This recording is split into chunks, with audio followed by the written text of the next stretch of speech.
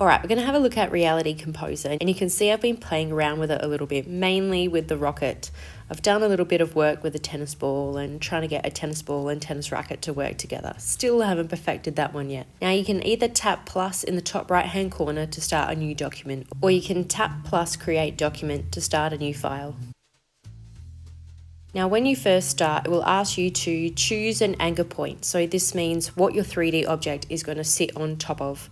So is it going to be horizontally, like on the ground, vertically, like attached to a wall, like a piece of art, on an image, or on a face or an object?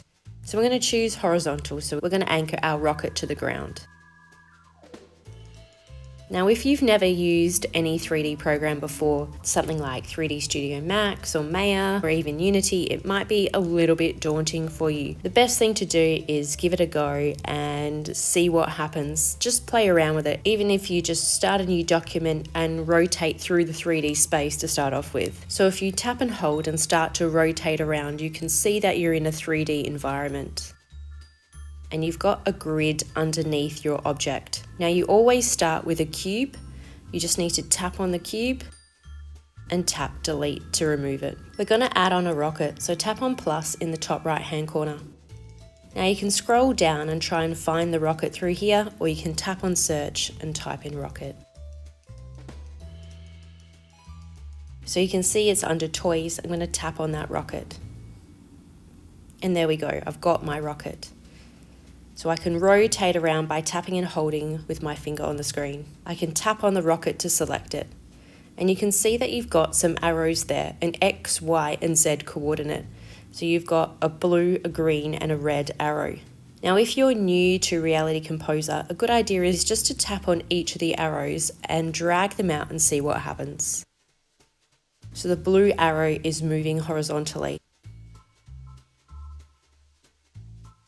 And the red arrow is moving the other way horizontally. So the green arrow must drag our rocket up and down. Use 2 fingers to pinch out. If you look over on the right hand side, you can change the style. You can go realistic, stylized, or iconic. Let's go stylized. Now at the moment this rocket doesn't do anything. What we want to do is add on a trigger and a behavior. A trigger makes your behavior perform. So a trigger is something like tap on the screen to make the rocket shoot up into the air. So to do that we need to add on the behavior, and we need to tap on the behavior menu in the top right hand corner. So it looks like kind of maybe a little dial with an arrow pointing to the right. Now at the moment there's nothing on there. Make sure that your rocket is selected so that you can add a behavior. If I tap off, you can see the rocket's not selected. Tap on, and now I know I can add my behavior. So tap plus next to behavior. Now there's lots of different behaviors that you can choose from. You can try any of these out and just see what happens. Let's try custom. Now you can see that the rocket is deselected again. So I need to make sure I tap on my rocket to select and tap on trigger. So you've got tap, scene start, proximity to camera, collide with a different object, or a notification in Xcode, which means that you'd have to code something to get the rocket to do anything. Let's just use tap. That's probably the easiest. That means that when I tap on my rocket, it's going to do something. Now, if I tap over on the action sequence, my rocket is not selected. You can see that it's become deselected again. So I need to make sure that I tap that rocket and then tap add sequence. Otherwise it won't go on and you might get a little error message. Now we're going to choose move, rotate, and scale by. Let's bring it back. So let's tap clear on the position, clear on the rotation, so that nothing's happening. If you want to scale it up, you can, which means as it moves up, it will grow. So after we've cleared the position and the rotation, we can figure out what we want to do. You can go through and test out what happens on the X, the Y, and the Z axis position. But we want the rocket to go straight up into the air, which is Y. So let's tap on that and write in about 500. Now you can test this out by tapping play in the top right hand corner of the action sequence to make sure that you've got it right. I'm going to pinch to zoom out and then tap play. And you can see it's gone straight up into the air and it's quite fast. So the reason it's quite fast is that my duration is only 1 second. So it's shot up really quickly If I want it to go a little bit slower, I'll slide that duration up. Now that's going to be very slow, but it's just to see what happens. So let's tap play now. And that kind of gives a smoother takeoff of our rocket. So if you're showing students how to do this, they can start to play around with all the different parameters. What happens if they change all of the different positions? What happens if they add on a rotation? What happens if we add on a scale? Let's just try and see what happens. So I don't think a lot really happened on that scale. What if we take it up a lot and then see? Let's try and change the Y parameter and see if that affects anything. So you can see it's slowly moving up and it's slowly getting bigger. So the main thing to do to start with is to learn how to add a trigger and learn how to make your rocket perform a sequence.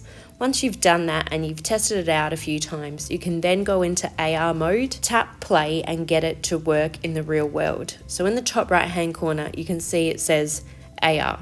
As soon as you do that, it'll engage your camera and create an augmented reality version of this rocket. I'll show you a video where I tested it out. So to do this, I started off by doing a screen recording, and when you tap AR mode, your rocket needs to be placed somewhere in the real world. I tried to find a location that looked like it had kind of a launch pad, and what I was surprised about was how small the rocket was when I put it down. Now, obviously the behavior that I put on there made the rocket grow and also take off into the air. However, it didn't really grow like I wanted it to, and I kind of wanted the rocket to be much bigger than that. So what I found after quite a few attempts, that if I selected my rocket and I tapped and held and dragged out the blue circle, I could resize the rocket to make it bigger before the behavior played. And that was really much better and what I wanted it to do. The hardest part I found about doing this process was contending with the weather and trying to place the rocket in the right spot, trying to move it into the area that it needed to be. There was lots of rain and wind, which meant the iPad kept shaking around and made it very difficult in augmented reality mode to try to place where that rocket needed to be. And it probably took about 20 or 30 attempts for me to change around the behavior and keep playing with all the different functions and parameters until I had it exactly right. Then when I was happy with it, I noticed that the real world occlusion kicked in and the rocket actually flew through the clouds. Then I thought it could be a fun idea for students to take their screen recording and import this into clips, add a poster and some music to create a bit of a presentation. Ready for rocket launching. It's like MasterChef. In 5, 4, 3, 2, 1. And blast off.